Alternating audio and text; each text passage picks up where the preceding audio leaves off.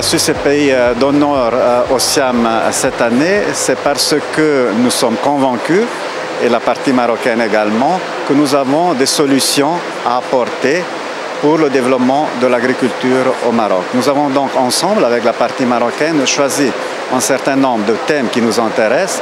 Je pense à l'innovation dans l'agriculture, aux nouvelles technologies dans l'agriculture, à la durabilité de l'agriculture.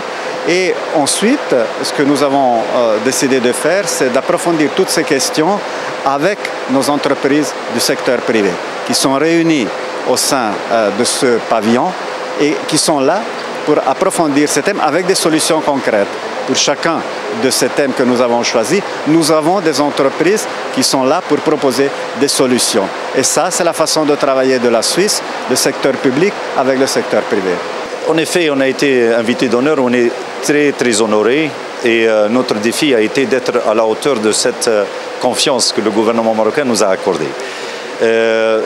La Suisse n'est pas un pays agricole modèle pour moi à utiliser au Maroc. Par contre, il peut être très intéressant par l'apport de ces sociétés innovantes. Et notre défi a été, avec la contribution de nos sociétés innovantes, comment on peut s'aligner et compléter sur la thématique officielle qui est l'employabilité dans le monde rural. Comment l'innovation peut être pourvoyeur d'emplois.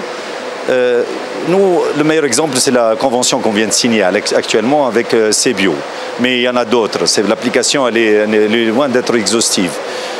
On s'est concentré sur les petits exploitants agricoles qui ont moins de 5 hectares. Ces petits exploitants représenteraient environ 70% des exploitants au Maroc.